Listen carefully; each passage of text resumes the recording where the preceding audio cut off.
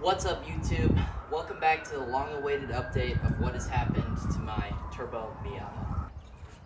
Now, I feel like I owe a little bit of an explanation because it's been months since I uploaded a video about this car, and I kind of haven't really said anything about what I've been doing to it or what the future plans are, so let's dive right into that.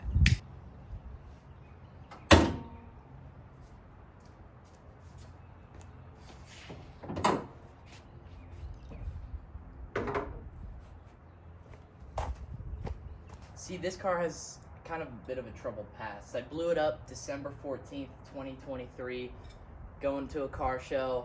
Unfortunately, it overboosted and just shot rods everywhere. It was not fun. And so, for a while, the car sat, and I didn't really have the heart to post another YouTube video because the video was doing really well, and I was getting a lot of positive feedback. You know, people like really wanted to see more videos with it and stuff, but I couldn't make any other videos because at the time I really couldn't afford to fix, my mistakes that I had made. So it took a while, but I saved up, and I did end up rebuilding the motor. Currently, it is a fully forged bottom end. It's got Manley rods, Wiseco 9-to-1 pistons, a boundary oil pump, ACL bearings, the works. I got everything machined and within spec. The head also has some SuperTech dual valve springs and some nice retainers and stuff. So the motor is pretty built for, what this setup is running, but I am still on the same Kraken turbo setup with the 2560R. Aside from that, the only other change that's really been made, to the motor at least, is the coolant reroute. And I did plan on making a motor video update, but I really didn't film enough of it, and I didn't want to post a half-assed video and it looked bad. So I'm coming to you now with a full update on the car.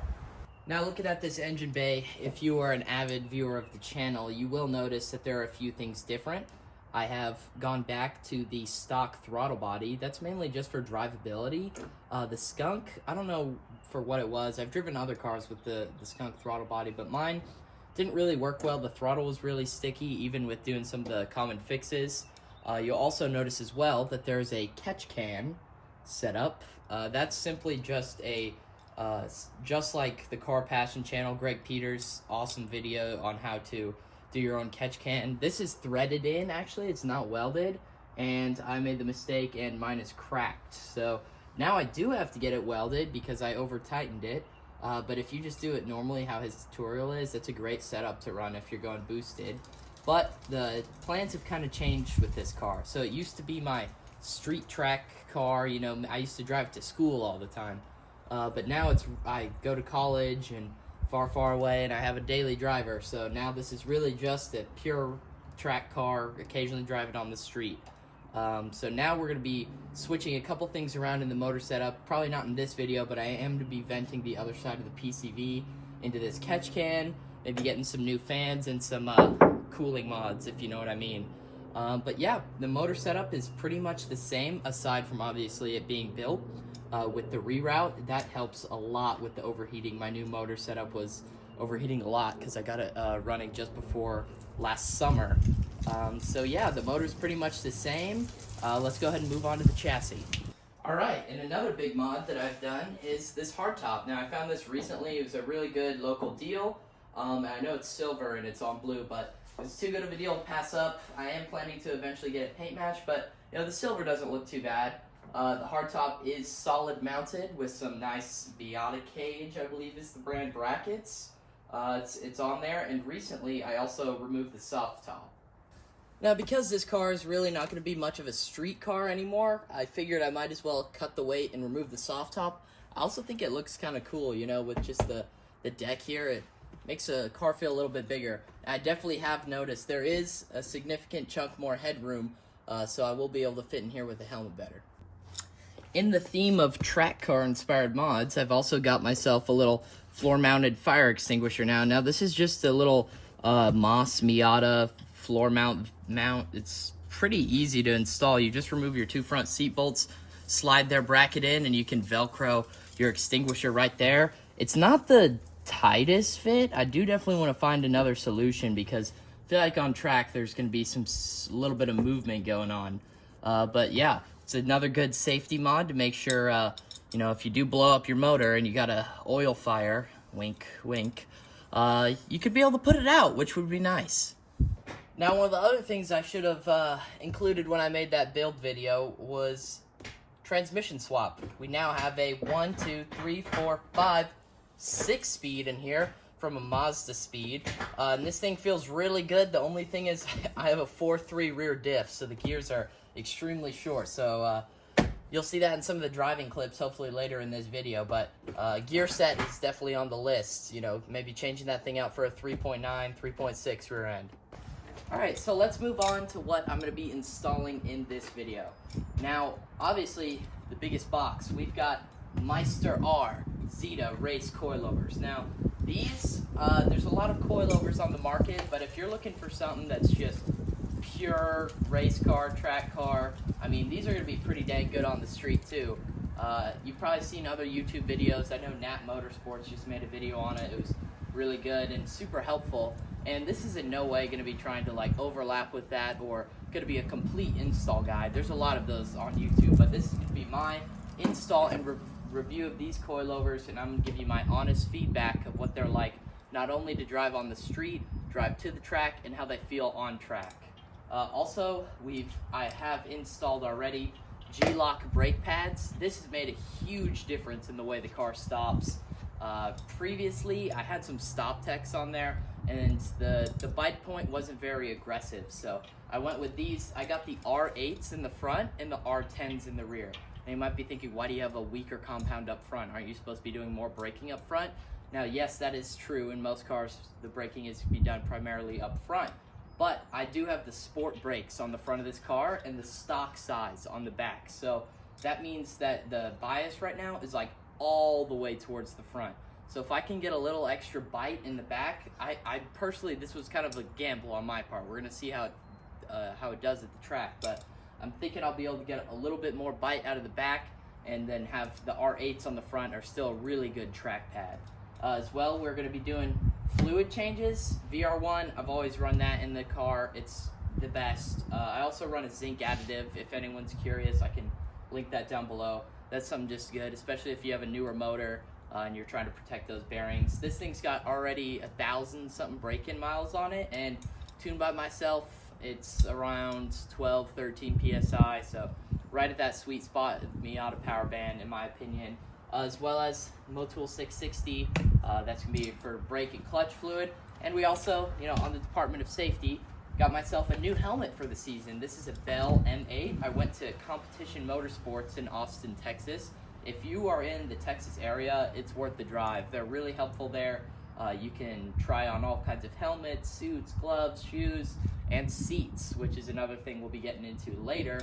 I don't have one to install today, but that is definitely on the mod list for this track season. Can't forget the starter. This car, it's needed to had the starter replaced for probably 2 years now, and I've just been neglecting it. It really grinds and sounds terrible and is really embarrassing when you're trying to start it up at a car show. So that's a must. Well, I figured while I have a bunch of this stuff apart, tearing it up for track season, I'm gonna go ahead and knock out some general maintenance too. So without further ado, let's go ahead and get into the install. I think we'll start with these coilovers.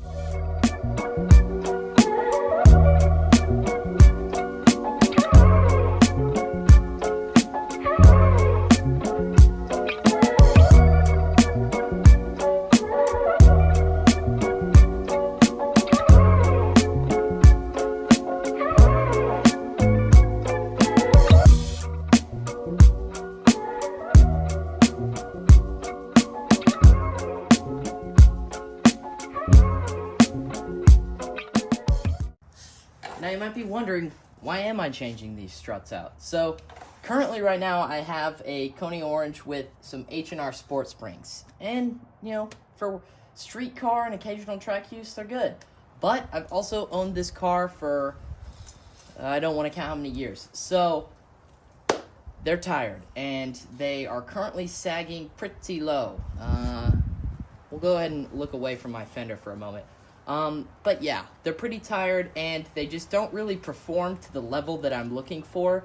This car is going to be seeing a lot more track time this season, so I want to make sure it's A-okay so I can go and keep up with my dad and his gutted E36. Yeah. So we've got a tall task at hand. Let's go ahead and start with the disassembly. Quick disclaimer before we start the disassembly. I am by no means a professional mechanic, so anything you see on here, take with a grain of salt. I'm going to be trying my best to give you guys some really good tips, and I'm going to let you in on a little secret. I'm going to do this side and then show you guys the other side so it actually looks like I know what I'm doing, and so you can actually benefit from the things that I learned over here so it doesn't take you as long. So first, I'm going to go ahead and start with the front. You're going to want to pop your hood and grab some tools. Maybe a buddy to help you. I think I'll have some friends showing up, hopefully, one day. But yeah, let's go ahead and get into the disassembly. Alright, first thing we're going to do is start by removing this bottom bolt. You're going to need some form of 17 wrench to hold this side, and a 17 impact or whatever you feel like using to remove it.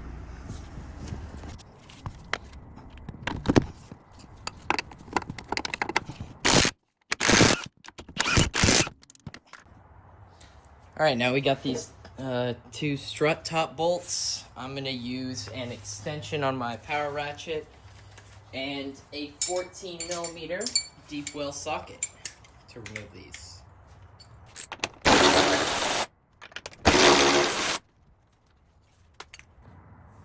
Alright, now that you got that, your coilover should be a little bit loose. And you see some other people, you know, just have their buddy like stand on this thing and are able to get the coilover out.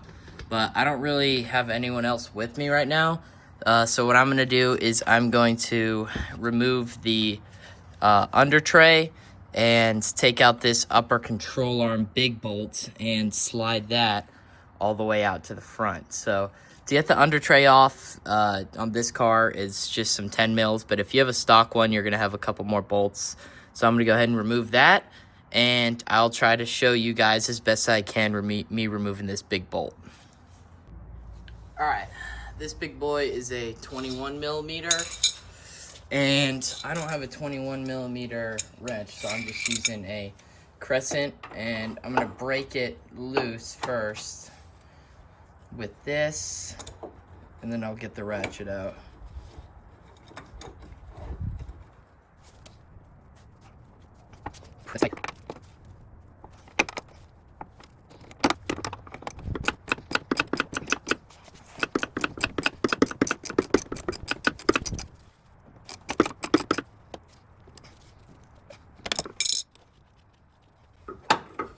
Okay, now the fun part. Getting this big bolt out of there. Alright, and make sure when you take that off, there is a washer there. Don't lose that. And this big washer. 2 washers. Don't lose them. Get yourself a little magnet tray. Okay, now the task of getting that big bolt out of there.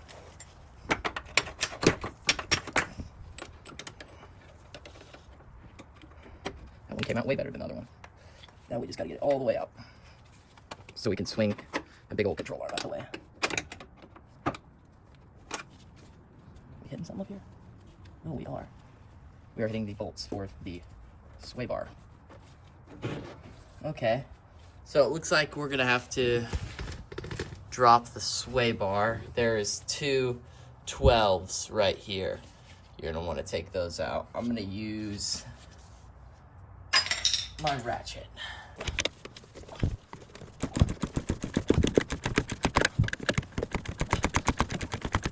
Try to take it all the way out. I don't know if you can see, but they have their own little kind of recessed raised point there.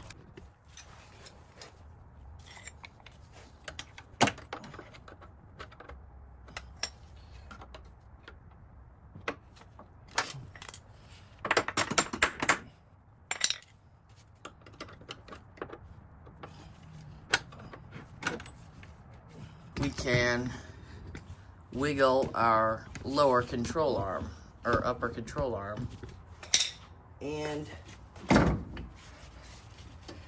now we have created much more room for this strut to want to come out. So if you're by yourself, you're going to want to kind of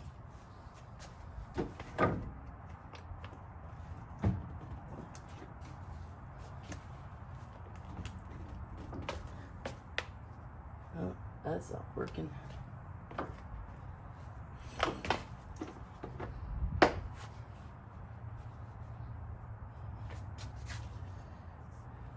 Why is the suspension so loaded up?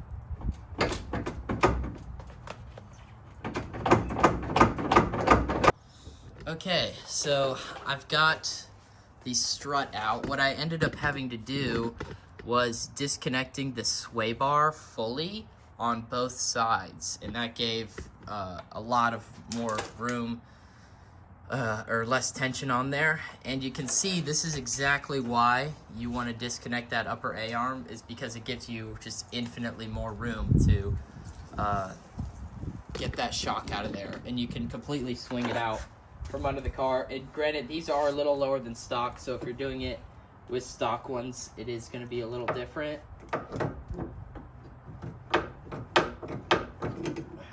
But there we go. Stock one out. Let's go ahead and compare it to the Meister R.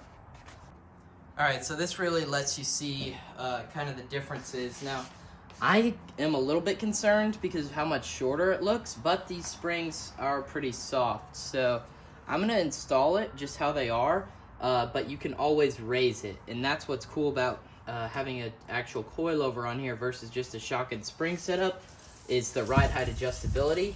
Also, some key features to note is, look at that bottom bushing. Now, these shocks aren't even that old, but this bottom bushing, you know, it's still intact, but it's definitely seen better days. And this thing's got like a solid mount, so that's going to have a very good benefit. There's be absolutely zero deflection, which is going to make these things really consistent on track. What I also like is that your ride height adjustability is completely separate from your preload. So to adjust the ride height, you just loosen this collar and spin that bottom mount whichever way you want to go, shorter or higher, and you can change your ride height pretty easily, as well as a double locking collar for your preload. These do come preset up with about 2 millimeters of preload. Napp Motorsports has a really good video explaining the heights of the spring and how the preload correlates with that. Let's turn them around and look at the top hats. So on the stock one here, you can see it's just your standard top hat with a bushing. It does have these, which I will reuse. I think this just makes it a little quieter, maybe no squeaks or something at the top. But this top hat doesn't allow the shock to pivot individually. It just has a bushing there. Whereas this one, I don't know if you can really see in there, but it has a pivot mount, so the shock can actually pivot separately from the coilover in there, which is really cool. As well as just having a nice billet top mount, and a big feature which I really was excited about is the adjustable damping.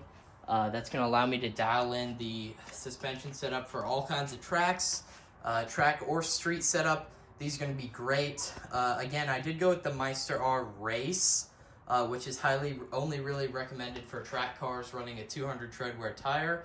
If you are looking for a street car, they do have a ton of other options. I think they have like 4 or 5 different coilovers.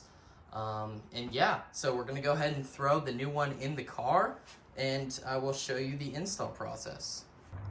Alright, so the install process is pretty much going to be identical to the disassembly. First, we're going to start by putting the base of the shock in and getting that bolt through. And then I think I'm going to get the control arm set and then put the shock into the top mount. This one, you'll see, is so much shorter that I just have it's a way easier install.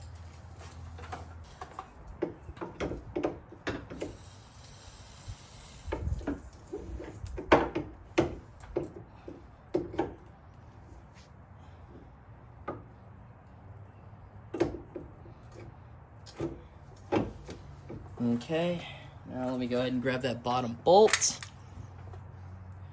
And remember, the nut goes on the front when you're putting this one in.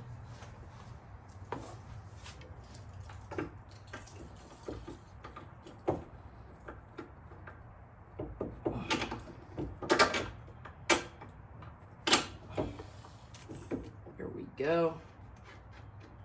I'm not going to tighten anything until I get everything in place. Just finger tight. All right, now let's try to get that big bolt back in there. And remember, grab your washers and your nut. Do not forget those.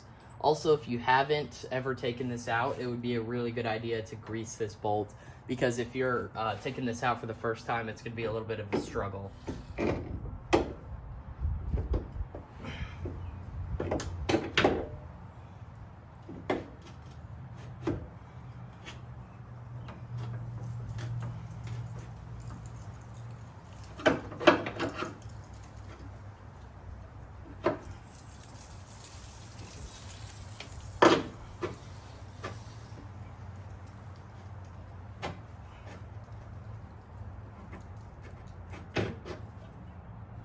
Okay, now we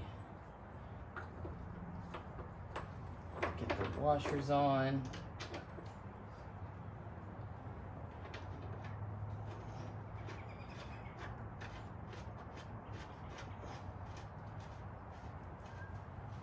Thread that bolt on.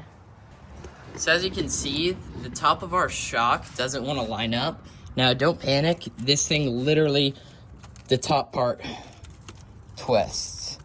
So you just twist it, go to the top, make sure the MyStar logo is facing the right way if you care that much like me. And then if you are in this situation where you're running a pretty low ride height, which this is my to be determined ride height, I'm gonna see how good they come out of the box. You're gonna wanna use a jack to boost up the bottom so you can get this strut all the way in. And make sure you guide it in. Okay, and turn it a little bit.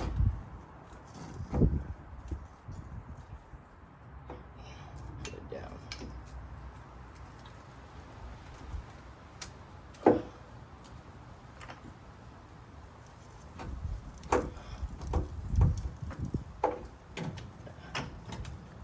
And boom. Now we're gonna thread these top hat bolts in. All right. Gonna put these two top hat bolts in. You don't wanna tighten these until the car is sitting on the ground. You can snug them up a bit, but you're gonna wanna wait to give them your final torque. Now we're gonna go through and tighten all the bolts down here that we loosened. I am gonna do it with a little bit of tension on here. Just a little.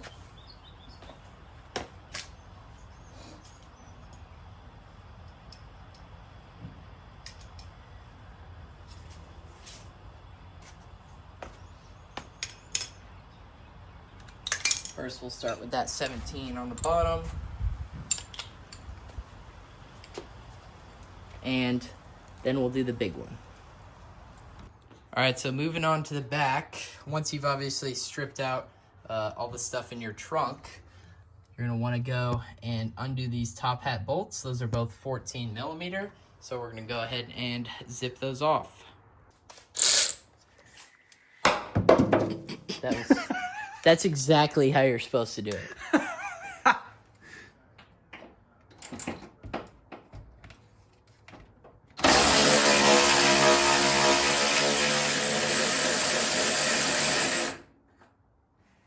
Now, if you're doing this yourself, you're probably wondering, why did I not show the other side? And I showed the easy one. Well, the other side, the bolts were stripped. Specifically, the nuts on top were rounded, and it took us forever, so I figured it'd be better to show you this side rather than show us struggling on the other side for over an hour. So if you're doing that, my best advice is to use a breaker bar with a small-ish socket. And you can also undo that filler neck to get some extra wiggle room. But be careful because those nuts are often easy to strip. But these ones, you've got super clear access to.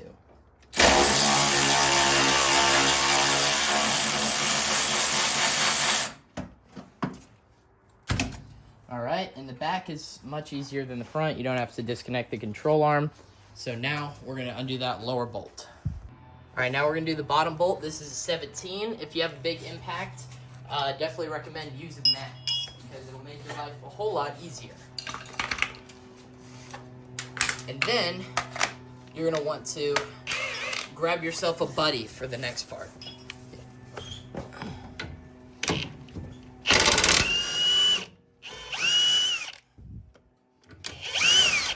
And it's out.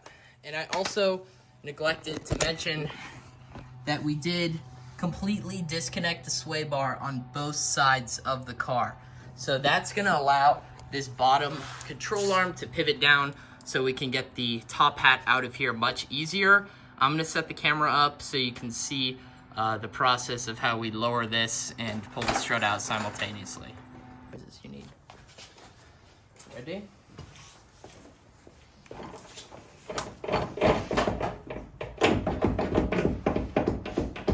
How close are we? Not very. Okay, I think we gotta move the sway bar. Yeah. What did we do on the other side? We just have to pop it off completely. Can use a pry bar if you need it. Everyone, I forgot to introduce Jacob. Maybe we'll show his car in a minute. It's slightly cool.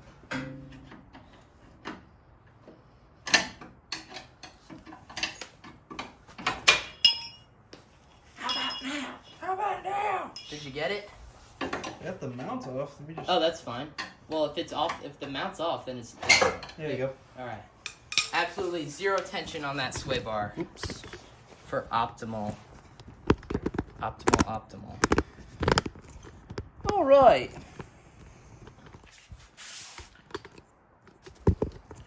I like this little tripod. It was $10. Dang, it's got a lot of levels to it. Yep, almost there. You need the pry bar? Yeah, hold on. Ready? Got it? Almost. Jesus, what the fuck was that? Damn it, come on, boy! Oh my god, it's close. Ready? Yeah, here.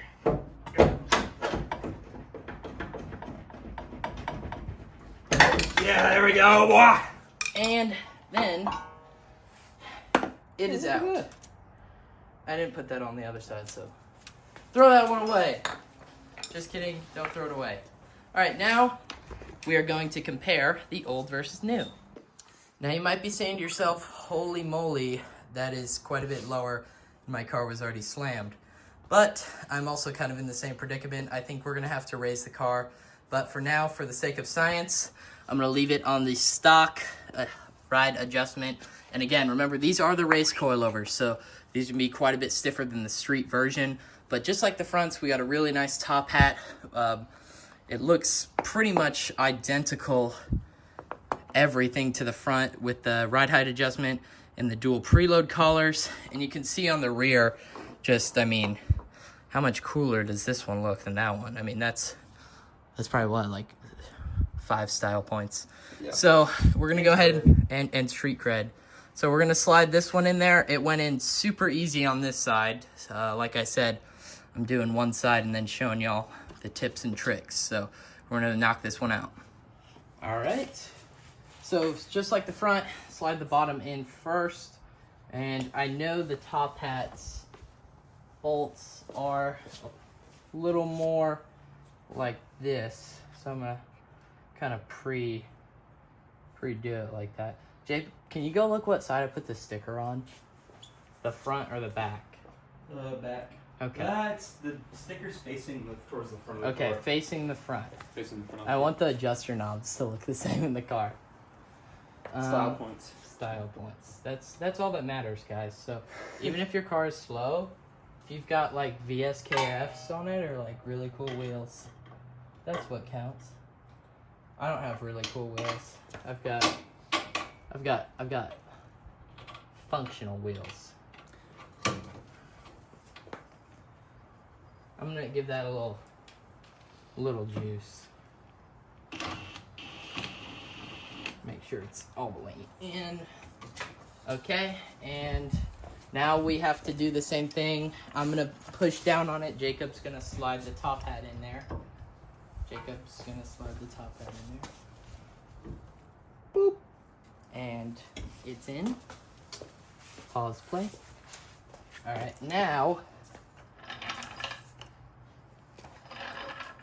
jack it up, and then the person from the bottom can kind of look. Twist the studs towards you a little bit. All right. Let me just get it up a little. Looking good. Looking good. I think we're good. There we go. And just give it a little bit of compression when you're going up on in there. And Jacob's threading the bolts on.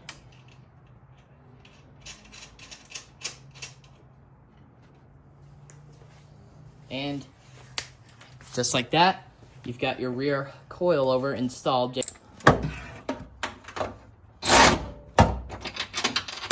And once it's on the ground, you have to do a final tightening. So don't put any of your trunk panels back yet. Okay, now I'm gonna just... There we go. And now that the install is complete, the only thing left to do is reconnect the sway bar. I'm not gonna show that on the back, that's really easy. In the front, I do have a little bit of an issue. I cannot get the end links out because they are completely stripped. So I'm gonna be doing that stuff off camera. I don't think it's really any point showing me monkeying around trying to get these off. But I do have, which I didn't show in the beginning of the video, some nice Super Miata, there's a logo, adjustable end links. I think that will conclude the install part of this video. It's getting dark out. I might show some clips of when the car is on the ground, but otherwise the video will continue tomorrow once I'm able to take some driving clips and some initial impressions. It's officially the next day. The car is sitting on the ground. I did drive it last night a little bit, so this is kind of the settled ride height. I do want the car to go lower. I'm going to say that right now. It's definitely a little high for, you know, what my cars normally look like, so I could definitely see myself going lower in the future. However, I'm going to wait till the car gets aligned and corner balanced. It's really important whenever you install any suspension, major components like that. You definitely want to make sure and you get an alignment, because if you don't, you could have stuff out of whack and prematurely wear your tires or not be performing to the best of its abilities. And with a car like this, I really want an aggressive track alignment, and it'll be nice to have the car corner balanced now that I have coilovers. So let's go ahead and look at and see how high the car is off the ground, bottom of the floor to the fender lip. Now I do want to remind you, these are the out-of-the-box settings for the coilovers. So if you're taking them out of the box and you have a similar setup to me on an NB, I assume it should be roughly about the same. So I do have a 205/50/15 tire on here, for those who are wondering. And it looks like we're sitting right about 23 inches in the front. Let's go ahead and measure the back. We're closer to 24, I would say 23 3/4 in the rear. I can already tell you, after driving the car last night just around the block, it drives 1,000 times better. These coilovers are really stiff, but also really compliant. I did have them very soft on the damping adjustment, but they're super compliant, and I definitely think you could street drive these coilovers if it is more of a street track car. But Meister R does have a lot of other options for street cars. In my case, these were the perfect choice. It makes the car drive a whole lot better. I'm able to put down a lot more power to the back instead of just, you know, riding on the bump stop, and it made the whole car kind of upset the chassis. These make the car feel a lot smoother. I'm going to go ahead and get all my GoPro stuff set up, and I'm going to take some initial driving clips and impressions for you.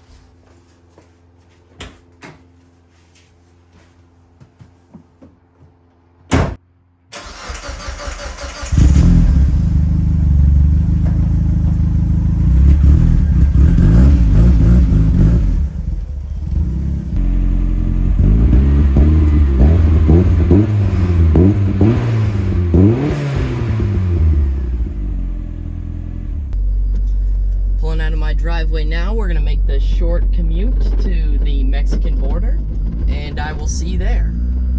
We are in Cancun, Mexico. Alright, so this thing, I can already tell you, just pulling, you know, the short drive to Mexico, it is really, like, compliant over the bumps, and definitely it made a difference in the steering feel. The steering feels tighter, kind of in all aspects, I would say, but it doesn't feel, you know, any less streetable.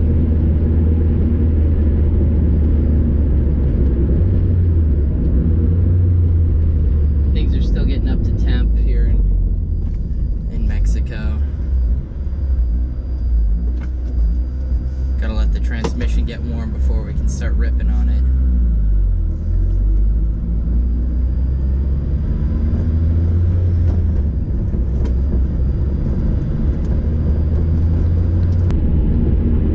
Beautiful day here in Cancun. It's about 65 degrees and sunny. Perfect day for driving this car. Makes me wish I could take the top off a little bit, but I definitely enjoy the hard top.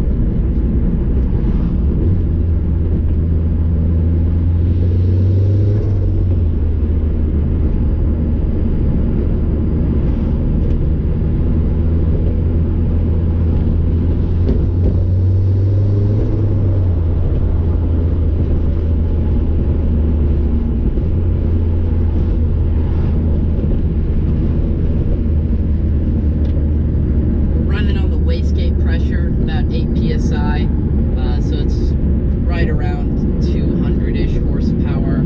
Haven't got the car dyno tuned yet, so I'm going off of virtual dyno numbers.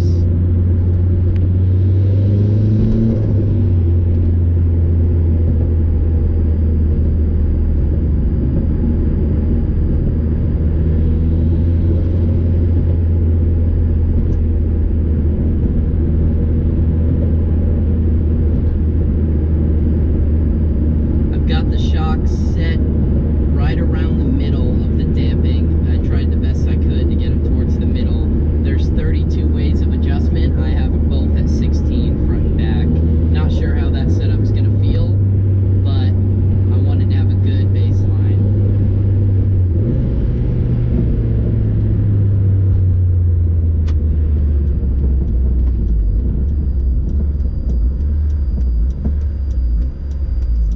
Track brakes, I don't know if y'all can hear that, are a little squeaky coming up to the lights.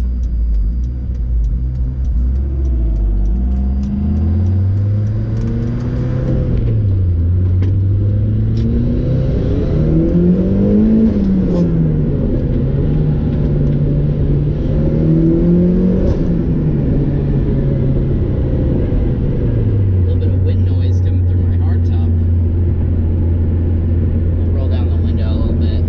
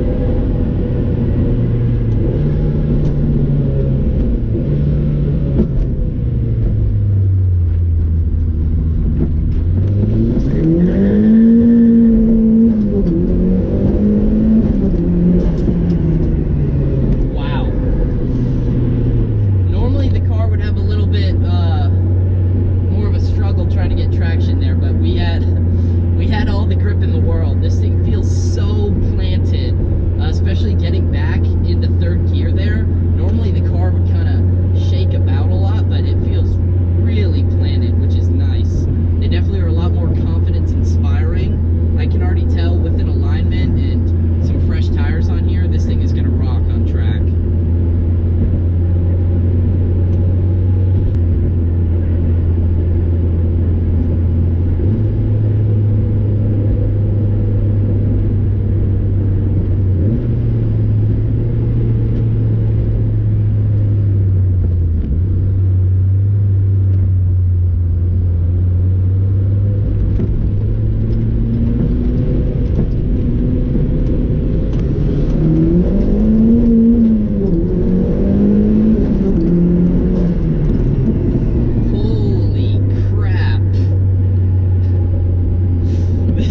Is unreal.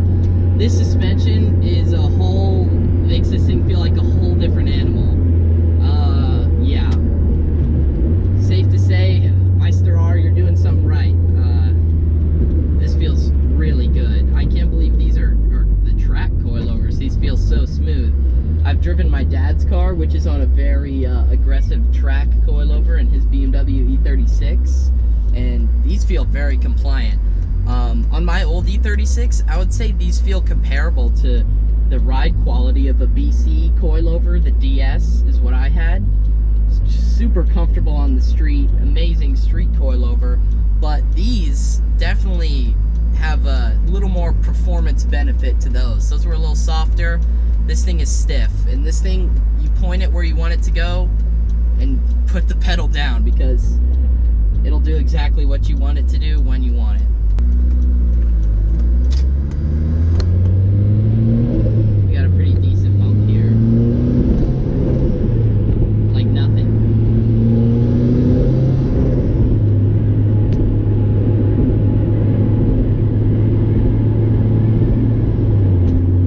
Man, that top makes some wind noise. I think I need to replace that seal up here. Hopefully the audio is good. Sorry if it's not.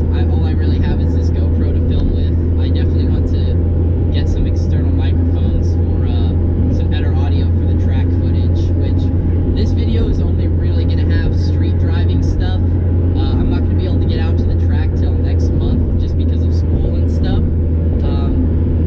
So I'll do an outro when I get back to the house, give you my final thoughts, but I think that's going to conclude for the driving footage.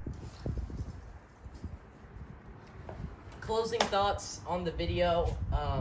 Coilover wise, these are top notch, exactly what I was looking for. If you're kind of in a similar situation looking for a coilover for your track street car, I think these Meister R track coilovers are a great option. I bought them from Boffy Racing, so I can link them in the description. I feel confident, and now after driving them, they're really good, top-notch quality product. Not too bad of an install. I'm also going to put down below the Napp Motorsports video on these coilovers. That's a great video to cross-reference if you are interested in buying these. He actually has some track laps on there and a lot of more valuable information on these coilovers. So if you're interested in buying them, definitely check out both of the videos. Overall, I think the only other things I'd like to say is, you know, if you are going to get these coilovers, keep in mind they are a fair bit stiffer than like a stock-ish kind of setup. So they do have quite a bit of other street options. If your car is like you're daily driving it, I don't know if I would recommend these. But if it's not your daily and it's a weekend car, they're a great choice. I know I also promised that I'd be installing and some other stuff in the video, like the starter and bleeding the brakes and changing the fluids, but this video is kind of already really long, so I will be doing a part 2 of prepping my car for the track and then going to the track. So if you're interested, be sure to like this video, comment. If you have any questions, I'd love to answer them in the comments, so please feel free to write your questions in there. Like this video, subscribe to the channel if you want to see me turning some laps in this thing. Yeah, thanks for watching. I hope you enjoyed, and have a great rest of your day.